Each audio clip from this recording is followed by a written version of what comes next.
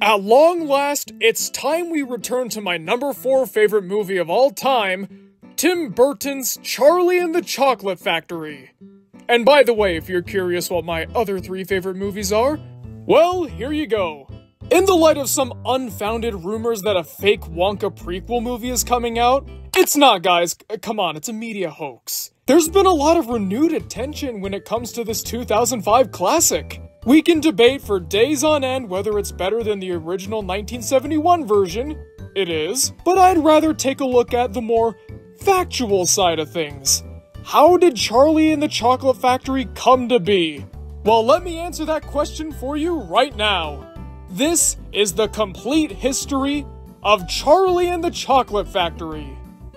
First of all, it's important to highlight that this history began all the way back in 1971. Upon seeing Willy Wonka and the Chocolate Factory, the author of the original book, Roald Dahl, was thoroughly disgusted. Among his many complaints were that he felt Gene Wilder was not fit to star as Willy Wonka, the movie strayed too far from the story of the book, and that it got rid of the signature Roald Dahl style in favor of a more contemporary Jerry Lewis one. As a result, Dahl refused to let Charlie and the Chocolate Factory or its subsequent sequel, Charlie and the Great Glass Elevator, be produced in any way so long as he was alive. But once he was dead, things were now fair game. In 1991, the Roald Dahl estate was kicking around ideas to make a real Charlie and the Chocolate Factory adaptation.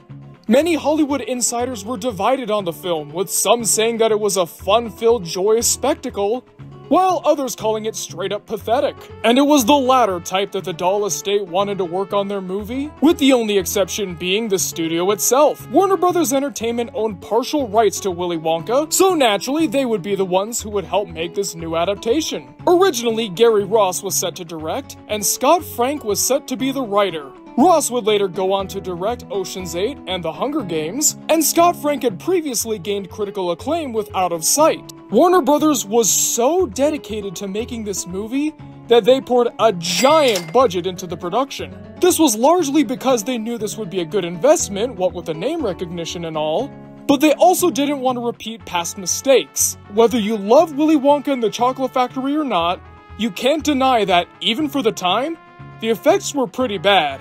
And that's mostly because of the low budget. Naturally, with a lot more money and the advent of new technology, this film would visually be a vast improvement. But first, they needed a script, and that's not what they got. Nothing. No ideas.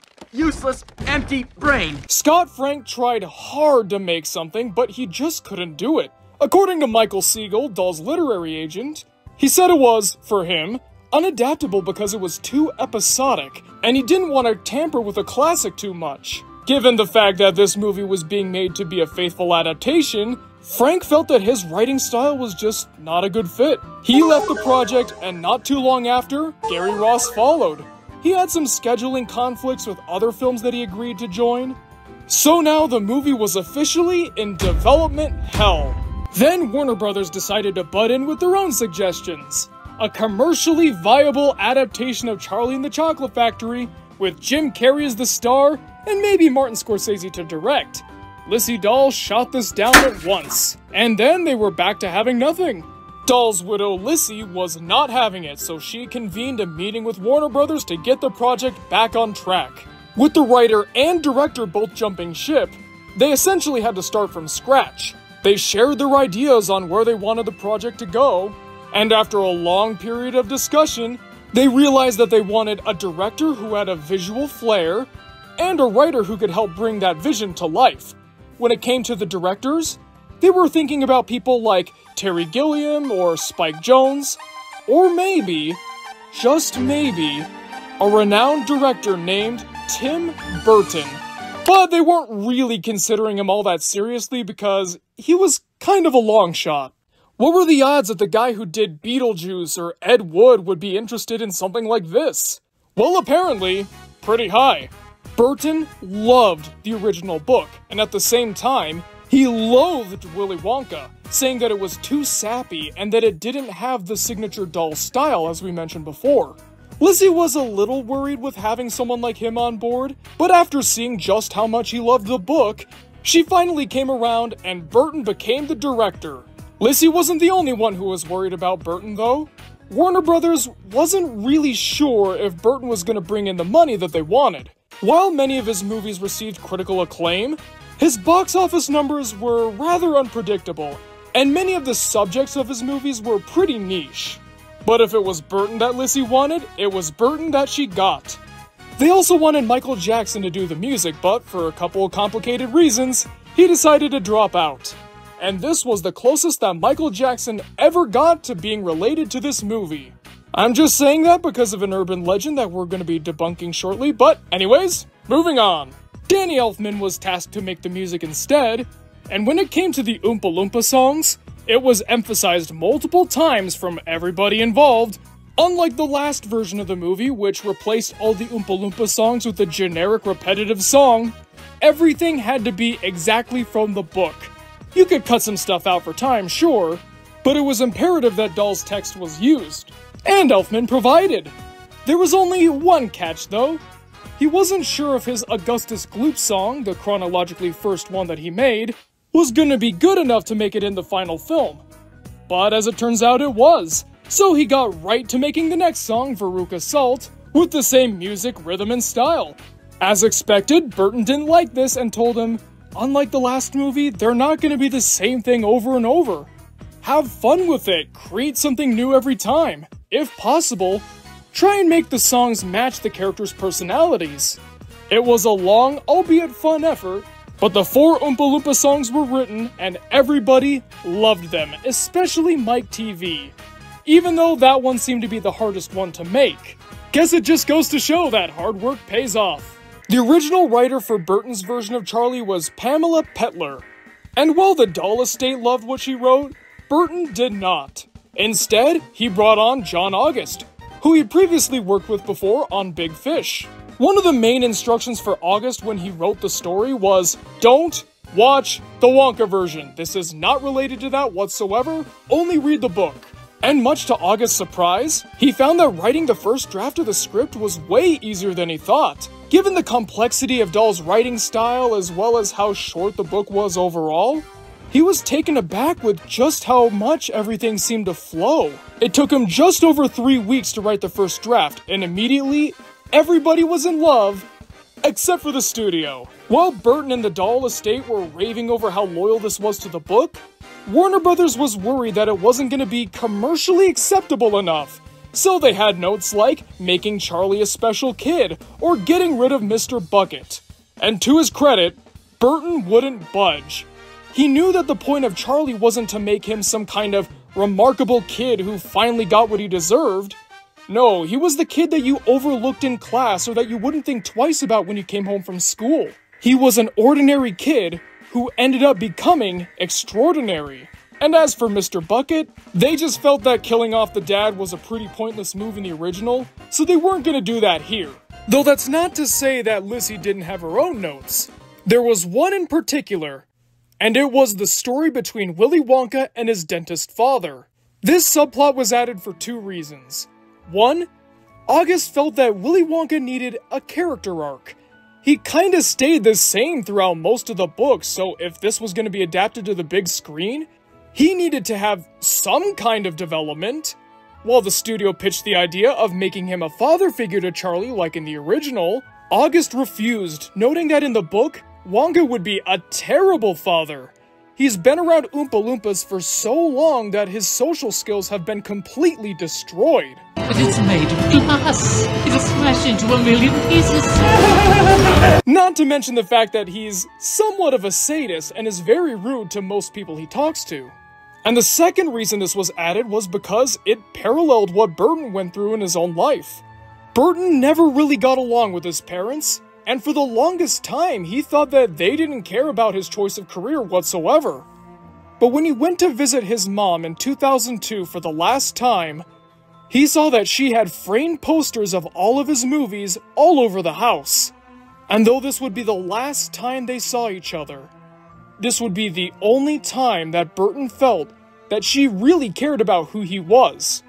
With this in mind, Lizzie decided that this story could stay, and then the script was done. And now it was time to find the cast that would help put this thing together. There were many actors in mind when it came to playing Willy Wonka, including, but not limited to, Will Smith, Ben Stiller, Michael Palin, Bill Murray, Steve Martin, Patrick Stewart, Eric Idle, Robin Williams, and Adam Sandler. But in the end, it was their first choice, Johnny Depp, who ended up being cast. I mean, of course it was going to be Johnny Depp, right? It's a Tim Burton movie. What kind of Tim Burton movie doesn't have Johnny Depp in it? Except for these ones, of course. Depp, like Burton, loved the book and hated the 1971 version, and was all set to make this character his own. And this proved to be a fairly difficult task. Wonka is a rather complex character. He's unhinged, he's very bad in social situations, but he's also a genius who's very thoughtful in the weirdest of ways. A kid who never grew up, but also an adult who's somewhat cynical to the outside world. And Depp wanted this all to be on screen, pretty much all at once. He crafted the style of Willy Wonka as a host from a terrible local children's show who you like at the time, but then later on you think back to and realize, maybe there was something wrong with that guy. The character of Willy Wonka, for me, I started thinking about children's show hosts, you know? Those guys who talk, hi, good afternoon, everyone. Is everyone happy? That guy. And started talking like, good morning. Star shining the earth says hello. So yeah, there's no Michael Jackson basis in this whatsoever, okay? We clear? Not based on Michael Jackson? We're good? Okay. But can you guess who Burton's second choice for Wonka was? It was Dwayne "The Rock" Johnson, of course. Yeah, I'm not kidding. That would have been something. Also, going back to Depp's love for the book, he was one of the biggest advocates for ensuring that everything stayed true to the story. Depp studied the book religiously in order to ensure that his portrayal of Wonka didn't betray what Dahl had envisioned. He went as far as requesting rewrites for the script, asking that specific lines from the book would be included. That's all fine and good for Wonka, but what about everybody else? Well, Helena Bonham Carter being married to Tim Burton obviously heard a lot about the project, and right away she knew that she wanted in. So she was given the role of Mrs. Bucket. As for her son Charlie, the main character of the film, Freddie Highmore had previously worked with Johnny Depp on Finding Neverland. The two became close, and Highmore was sad that when the movie wrapped production, he might never see Johnny Depp again. But when he got cast as Charlie, this turned out to be a grand reunion. Charlie and the Grand Reunion, if you will. Shameless plug. Anna Sophia Robb barged right into the casting room and went right up to Tim Burton saying, "Tim, I'm a people person." And right away Burton knew they found their Violet Beauregard. Philip Wygratz didn't speak English and he only learned it for this movie. Originally he auditioned as a joke, but as he would soon find out, the warm energy yet also uptight snootiness that he brought to the character won the casting directors over, and wouldn't you know it, his joking ambition became a reality. Julia Winter auditioned as Veruca Salt, and she captivated the people watching her by coming across as this happy, friendly, outgoing girl who could become nasty with the flip of a switch. She embraced that energy better than everyone else, so she got the role. Similarly, Jordan Fry was the total opposite of his character, Mike TV. Despite being a naturally upbeat and energetic person, when it came time to read for the role of Mike, everything changed. He became bitter, disillusioned, and uninterested in what was going on. If anybody embraced the hatred that Roald Dahl had for television, it would be Jordan Fry. David Kelly was exactly what they were looking for when it came to Grandpa Joe, what with his natural, warm demeanor and constant smiling. And then it came time to cast the Oompa Loompas. Burton knew that he wanted to work with Deep Roy again, so he approached Roy and said, "Hey, I'm planning on making Charlie and the Chocolate Factory. Would you like to be an Oompa Loompa?" Roy said sure, but what he wasn't told was that he wouldn't be playing one Oompa Loompa, he would be playing approximately 500.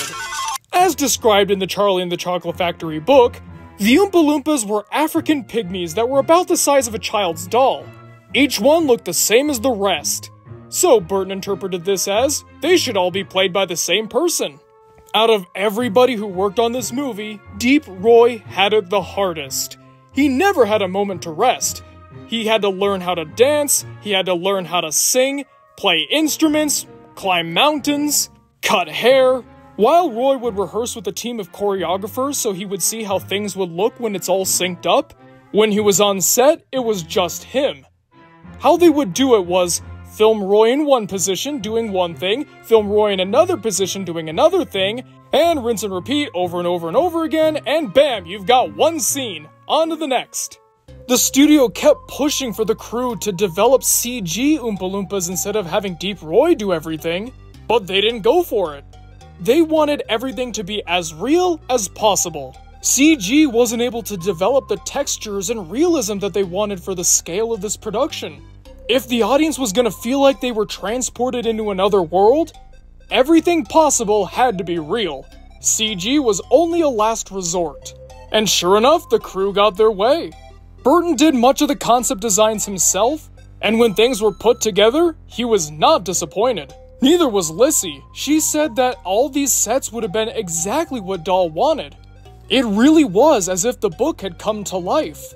And they were very resourceful when it came to building the sets as well. The inventing room was made of aeronautic scrap metal, and half the things in the chocolate room were legitimately edible. There were certain sections roped off to ensure that nobody got anything dirty, because if they did, well, nobody would want to eat it during the shoot, now would they? When people entered the edible parts of the room, they had to wear special boots in order to keep everything scarily clean, both in terms of making sure that the food was edible and that it still looked presentable. The chocolate in this room was, for the most part, real chocolate, and in order to ensure that they had a real chocolate waterfall, 50,000 gallons of chocolate were made. And boy, did it look tempting to eat, but not to go in. Philip Weingrotz wasn't very excited to do the Augustus Gloop falls into the chocolate river and gets sucked up into the pipe scene. You know, the main scene for his character. This was in large part because going into chocolate was very different than going into water. It was thick, it got stuck everywhere, and I'm sure it was rough, coarse, and irritating, ha ha ha. But he still did it with a good attitude and ended up having fun. The look of the factory was described to be something along the lines of the industrial version of Edward Scissorhands. It was his intention that the factory would be designed as if it was its own character. Much like Wonka himself, his factory would be bright, colorful, and approachable, but when you look at it for too long, you start to realize that there's a dark, sinister edge. Something otherworldly, but not the otherworldly that you were originally hoping for. This was in contrast to the outside world, which was either bleak and uninviting, or was sterile and boring. But then when you'd go into the factory, it would be like in The Wizard of Oz, where everything started off in black and white, and then became a world full of color. For the most part, everything went on without a hitch. There were only 2 recorded issues that happened on set. The first was that the practical effects that they were going to use for Violet transforming into a blueberry didn't look the best. So, much to everybody's chagrin, they decided to take the studio's recommendation and use CG. But in the end, this turned out to be the right decision. This way, they were able to make her larger than life. The only other noteworthy issue was that on the day where they were filming the introduction scene with Willy Wonka, you know, the famous Willy Wonka, everybody give a cheers song, there were constant clouds coming in to block the sunlight. And just when they thought they were clear of the clouds, it started to rain. Burton was infuriated and stormed off, swearing and getting mad at everybody who looked at him funny. And this was because, just as he promised, Burton was dedicated to making this one of his best movies ever. He would always tell extras, no, don't walk like this, walk like this. This is how real pedestrians walk. Or in times where they were in the bucket house, which was also modeled after Roald Dahl's writing shack. No, act more like this. This is how poor people are supposed to be. You may say he was micromanaging, but everybody had fun, so why complain? Everyone was getting along and becoming friends, making in-jokes, and even if they were getting tired sometimes with some of the physically demanding scenes, they always had a smile on their faces. This was mostly the same for the crew as well. The only exceptions might be the squirrel trainers, because next to Deep Roy, their jobs were the hardest. Squirrels are not easy animals to train. They get distracted, they misbehave, and they're very distrusting to strangers. The training took months, but eventually they were able to get the squirrels to do what they wanted. This also just so happened to be one of the biggest fights between Warner Brothers and Burton over replacing something with CG. Thankfully, Burton won out in the end. At long last, Charlie and the Chocolate Factory was ready to be released. And it did so to a strong box office return of $475 million as opposed to its $150 million budget. But the reviews were kind of mixed. Many critics and audience members felt that this was a surrealist yet fun adventure that was exactly what they were hoping for, while others saw it as a bad remake of a beloved classic. And again, it's not a remake. I'm trying to be as objective as possible here, but I just gotta say, you can like Willy Wonka better than Charlie, that's totally fine. But we need to acknowledge that this isn't a remake.